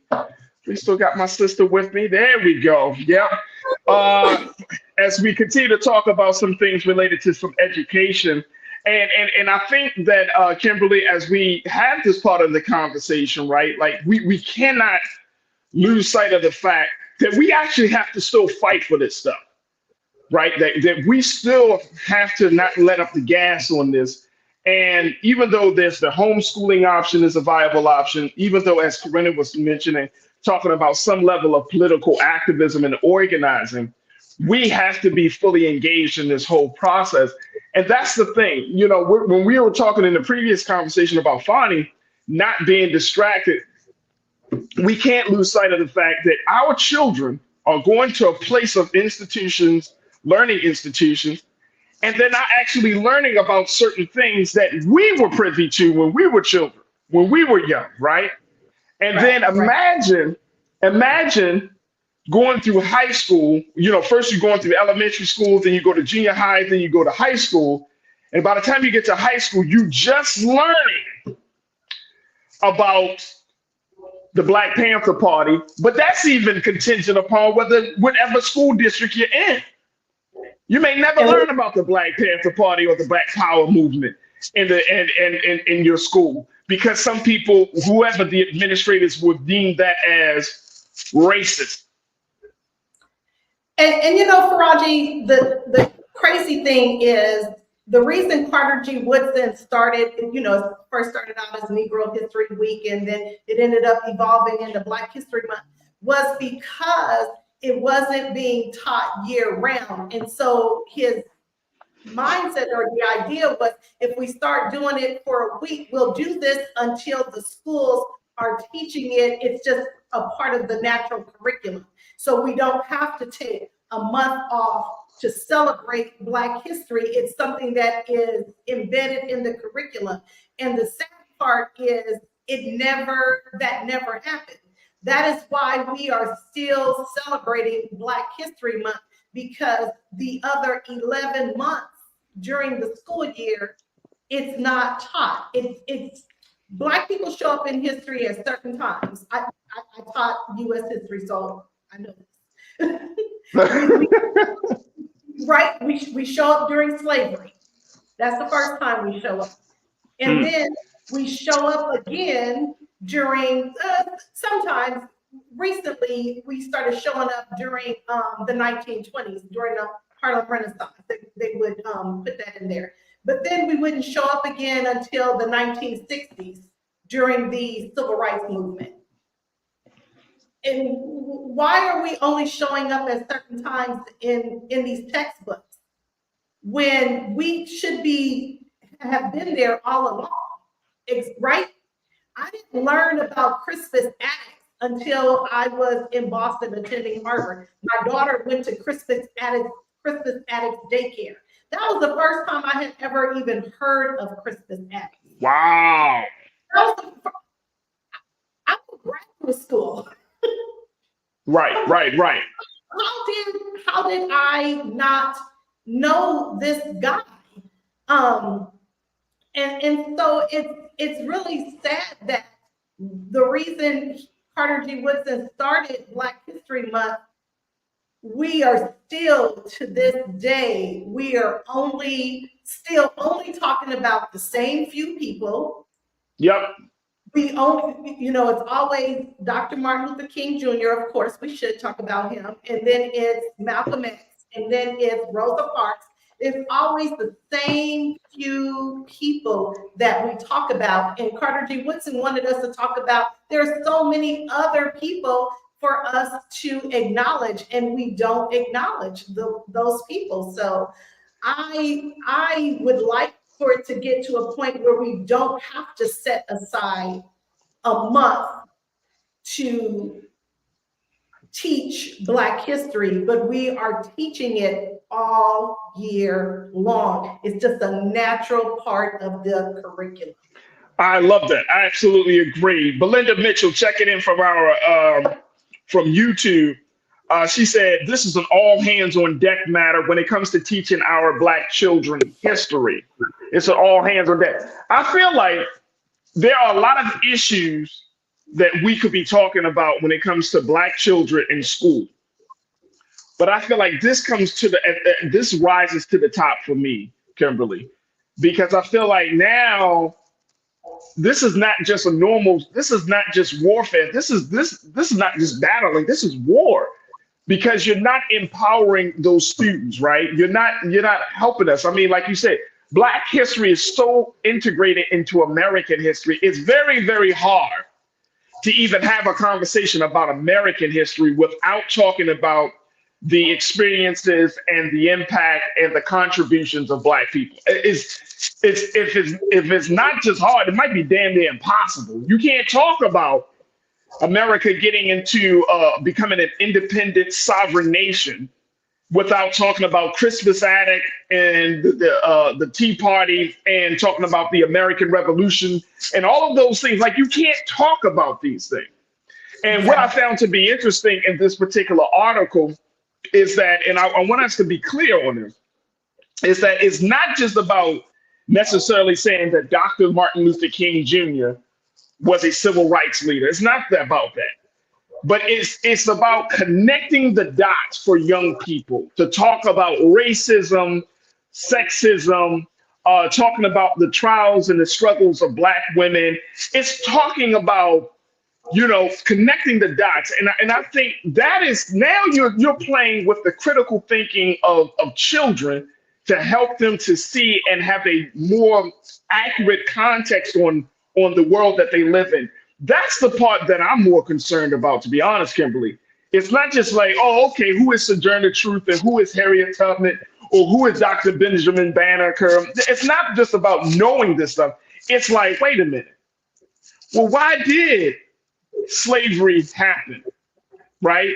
It's like the same moment that we saw with Nikki Haley, presidential candidate Nikki Haley, when the question was asked, well, what was the reason for the Civil War? And you go all around the barn instead of just saying slavery. And so when people can't connect the dots of history, then that's when I think now we're playing with real fire here. What's your take on that? Well, I thought it was pretty funny when she did that, but you know what? I wasn't even really mad at her when she did it. I taught in North Carolina. Yeah. And I had to teach, the North Carolina standards. And so what they said, the 5 causes of the Civil War were, it listed a lot of different things, but it didn't outright say slavery. So I really was not surprised when she said that. It's like, okay, duh, of course it's slavery. But even when I was teaching it in North Carolina and they told us the way we should teach it, I was like, this doesn't say slavery. It actually said states' rights. Right. They wanted us to teach it. It was about states' rights. But then I would further tell the students it was about the states' rights to own slaves. Right. So when she said that, given the fact that she's from South Carolina, I was not surprised that she said that. And when she said, of course, we learned that in school, I was thinking, did you really learn it in school? Please. Because I tell you, the way the South teaches the Civil War, it's as though they really believe the South is going to rise again. So I was not, I literally was not surprised. I taught in South Carolina and I taught in Georgia. I taught in Atlanta, so that was a lot different. But the Georgia state standards, it still goes by the 5 things. And it talks about states' rights. It doesn't say that one of the causes was slavery. It says states' rights. So it and we have to be vigilant about the terminology because words matter. I know we were always taught sticks and stones break my bones, word can't hurt me. That's an absolute lie. That's a myth. Words matter, especially in the context of this. When you're talking about states' rights versus slavery, those are two different things. Exactly. Two different things. Exactly. You don't like my music. You said to me, you said saying slavery is CRT, apparently, Farajii. Absolutely, you don't like my music. I think you're right. You can't even use the term slavery, right? And even some of us as Black folks, we start to take on certain terminology within our culture, right? That you're like, wait a minute, where did that come from? Now, it's not a problem if you said, okay, that I know that there's been a big change in the language that we don't want to say slavery because we don't want to identify our ancestors as just being slave, but we say the term enslaved, right? And to give them their humanity and their identity. So I definitely understand that. But I'm not going along with this BS and talking about states' rights and freedom. Man, please. You can keep that for yourself. And you might as well just say, yeah, states' rights with alternative facts. Right. It just becomes this other thing. It just becomes, yeah, go ahead. Absolutely. Absolutely. So, we will see. My hope is that teachers will find the creative way that I know many teachers will find the creative way to teach this. But even more importantly, I think you and Corinna have been emphasizing this point. As us as Black parents, we have to step into the gap. And I think that, yes, ma'am, go ahead. And can I say this? It is not just important for our Black students to learn Black history. I taught at a predominantly white school my last couple of years teaching. It's just as important for white students, Latino students. It's just as important for them to know this history as well. So I really hope that especially if you are a Black person and you know white people, that you share this with them as well. Because with them taking Black history out of the, trying to take it out of the curriculum, it is also not giving information to the other students that need it just as well. When we would talk about certain things in my classroom, they would be shocked. They were like, wow, I didn't know that had happened. And I actually saw them open up and they really learned from these different experiences. I just think we're not just doing our children a disservice, but we're doing all children a disservice when we don't teach African American history in schools. Amen, amen, amen to that. All right, we got to take another pause. When we come forward, let's talk about Black joy. Let's talk about some new data has come out to talk about what Black joy means to Black Americans. We're going to have that conversation. And I think it's a great way to end the week, but also to kick off Black History Month to talk about this. So we'll have that conversation with my sister, Kimberly Morrow, and with you right here on The Culture on the Black Star Network.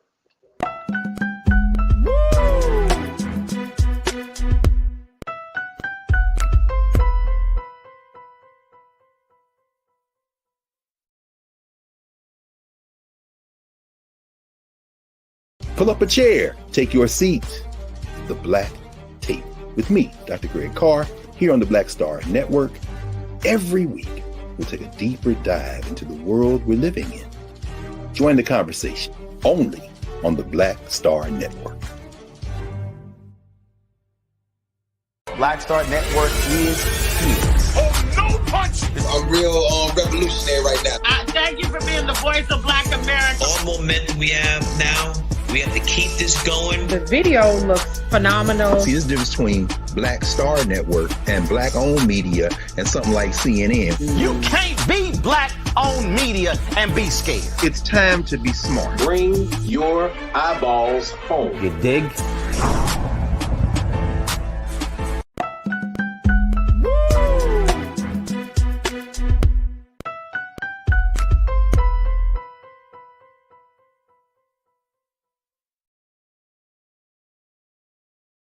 All right, folks, welcome back to The Culture here on the Black Star Network. I'm your host, Farajii Muhammad, joined by my sister, Kimberly Morrow, who is an educator, who is a speaker, and one of our new contributors here on The Culture. Let's end the show and end the week on a high note. And I came across a little piece of information, Kimberly, that I thought, you know what, this might be worthy of just a little acknowledgement, a little discussion. It's talking about Black joy. Now, folks, this is coming from Pew Research, where they have effectively and essentially, they have measured what it means to have joy as a Black American. Ooh, Black adults. They have found that Black adults have find joy in friends, faith, and travel. And for those who are high income earners, money, spending money. Spending money. Take a look at this. I want to share this a couple of pieces from this Pew Research. Take a look. Nearly 4 in 5 Black adults across all socioeconomic levels say they get a great deal or fair amount of joy or fulfillment from spending time with loved ones. 2/3 said the same for spiritual or religious practice, and over a half said the same for traveling. However, activities that can cost more, such as traveling or creating and experiencing the arts, can be difficult for lower income Black Americans to access. Let me go to I want to go through the second quote, and then Kimberly, I would love to get your take on this as well as you, crew. Take a look at this. Now, this is, again, coming from Pew Research. The study author is assisted by the name of Khadija Edwards. She said, quote, "This is part of our deep dive into the Black experience. And one of the things that we know about Black adults is that they have one of the largest intra-racial income inequality gaps." Now, data for the analysis came from two 2023 Pew surveys of 9,400 Black Americans on personal happiness and joy. According to Ms. Edwards, she said, "We want to understand how Black Americans are thinking about the American dream and what success looks like to Black people living in the United States. And we know that success is not just about financial achievements." What do you take of that? Do you agree with this this piece of research, Kimberly, that we find joy in friends, faith, and travel, and for those high end? You agree with that? I absolutely agree. Yeah. Well, first of all, you know, working in the school system, we have the luxury of having summer break. And that was what I did every summer. I put my kids in the car and we would travel. We would do road trips from here to Georgia. I would drive from here to Georgia. So that meant we got to stop along the way. We would stop in Louisiana, see my daughter's grandparents, stay in Georgia, stay with families. I would get to see my friends. That was the best. That fueled me for the upcoming school year. It brought me so much joy, so much happiness, so much joy and happiness. I was able to go through the rest of the school year because I knew when summer came, we were traveling again. You know what? And I feel you too. And you know what? And part of the reason why I think that I wanted to include this as part of the conversation today is because I don't think we really take the time to reflect on what brings us joy. I think that because of the culture of our culture within the Black community, but then I think just the overall culture in the country, we are always on the go. We are always moving. We're always thinking about the next thing. And that's always been emphasized. But taking the time to think about, well, what makes me happy? And I'm going to extend this question, crew. You know, how do you find joy?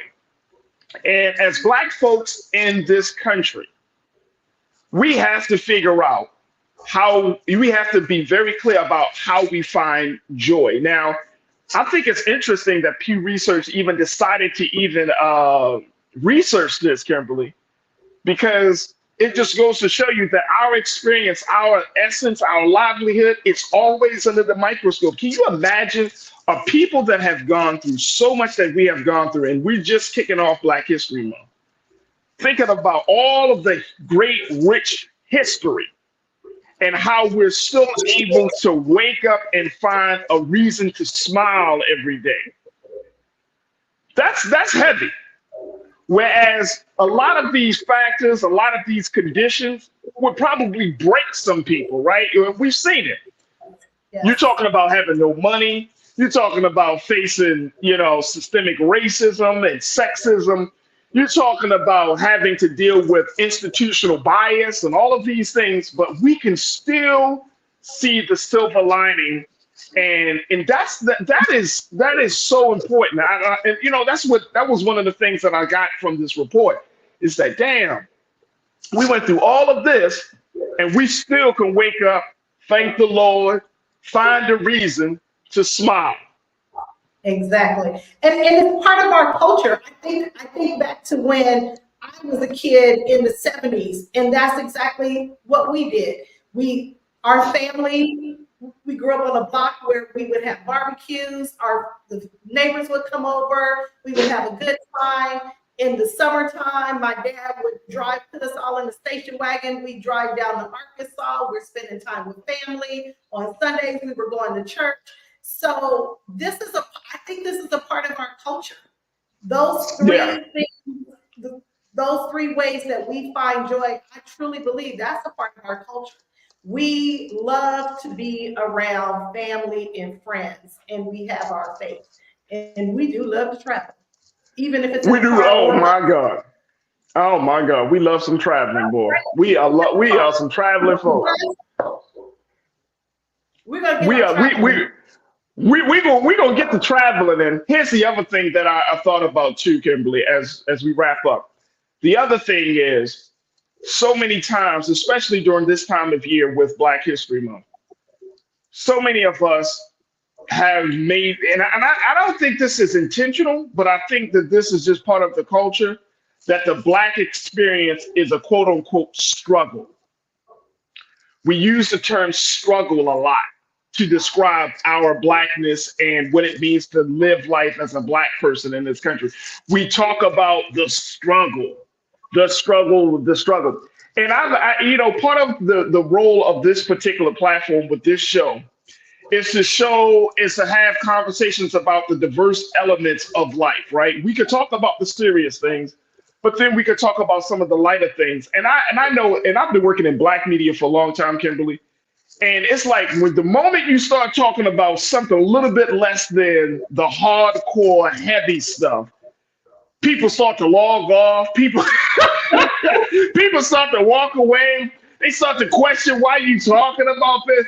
Because I think in our heads, we think that the only way that you are truly, truly Black is when you talking about the struggle. Right. And I want to push back on it. Especially during Black History Month. Our history is not rooted in pain and struggle. Exactly. That's why I love this theme. African American artists, past, present, and future. That is joy. That is joy to look at this art, listen to this music, and read these books and see the film. Right. Bring some joy this Black History Month. Right. Bring some joy. Now, we don't have to be completely we act as if the pain doesn't exist or act as if we haven't gone through some struggle.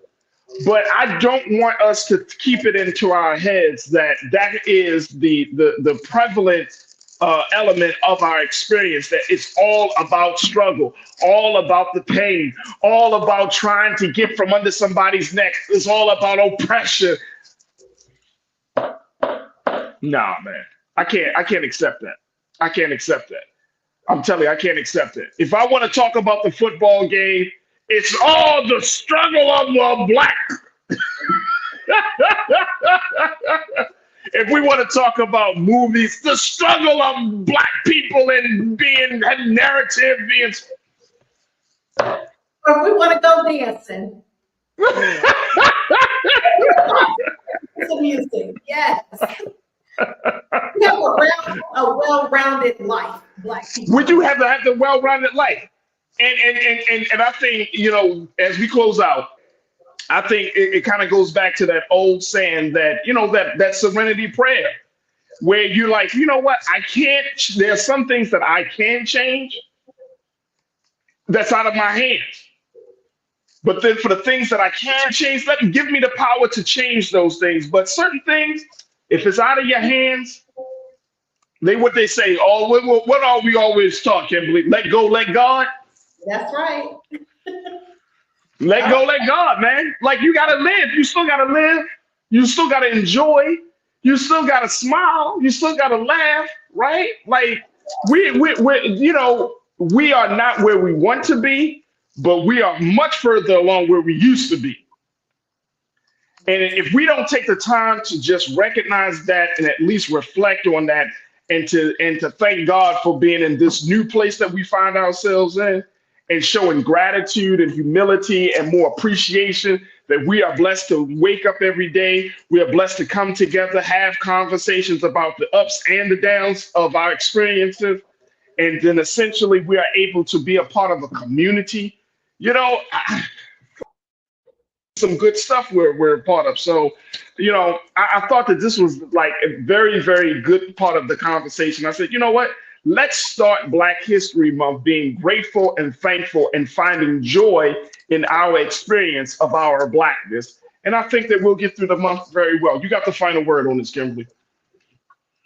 Oh, wow. Okay. Well, I recommend everybody go out, enjoy this weekend, celebrate by listening to some good African-American music and looking at some beautiful African-American art. Have a great weekend. There it is. There it is. My sister Kimberly Morrow checking in. Hey, Kimberly, what's your website once again, one more time, for those who are interested in homeschooling and learning about its viability? DLMacademy.org. There it is. Doris L. Morrow Academy. Look at that. Woo! Look at our little sister. She online and learning, y'all. Let's just put that one up there one more time. DLMacademy.org. Y'all can definitely check that out. My sister Kimberly Morrow serves as the prestigious and the esteemed principal of the Doris L. Morrow Online Academy. And it's an opportunity for your child to be enrolled in a curriculum that is keeping them in mind. So we really want to be supportive of that. But even if homeschooling is not a thing for you, you still need to be involved in your child's education to make sure that they get some joy out of that educational experience. So either way, we're going to keep on working. But Sister Kimberly, thank you so much for joining us on the show once again. And God willing, we'll see you next Friday. I appreciate you. And thank you for being so good for the culture. Have a good weekend. Have a great weekend, Kim. All right, folks, that's going to do it for us. Thank you for all of you, the new watchers of the show. Y'all just came flooding in on the chat, and I truly, truly appreciate y'all. Big shout out to all of the crew that's on the X platform, the crew that's on the Facebook page, and the crew that was a part of the YouTube channel, the YouTube chat today. Can't get my words out, but I thank each and every one of you for joining us. Look, it is Black History Month. We're going and have a lot of great conversations. It's a month that we talk about the ups and downs, the histories, the trials and triumphs, all of those things. But guess what? We're going to be happy. We're going to celebrate our Blackness this month. Even though some of you say it's the shortest month of the year, I get it. But it's still an opportunity for us to learn and to grow and to celebrate. And that's exactly what we're going to do here on the Black Star Network. Go to our website today and check us out on all of the great conversations, all of the great content that we're putting out there at blackstarnetwork.com. Download the app for free. Follow us on social media at Black Star Network, and drop something in the bucket if you truly believe that this is the content that social media and that online, the web needs. If you are 100% behind us, you enjoy the conversation, the interactiveness of the conversation, we ask you to please put something in there and show your support for Black Star Network. Also, follow me on all social media platforms, as you can particularly find me at The Real Farajii on Instagram and on Twitter, on X platform at Farajii, and I would love to connect with y'all. Crew, thank you so much. On Monday, we'll kind of talk a little bit about what's going to be happening in South Carolina. If you're in South Carolina and you are eligible to vote, please go out and vote for this weekend's primary and we'll certainly talk more about it. Stay tuned. Up next, 6 p.m. Eastern Time is Rolling Mart Unfiltered. As always, never be afraid to challenge what's wrong, stand for what's right while being yourself in the process. God willing, we will talk on Monday for another exciting edition of The Culture right here, only here, exclusively here on the Black Star Network. Talk to you soon. Have a great weekend and peace.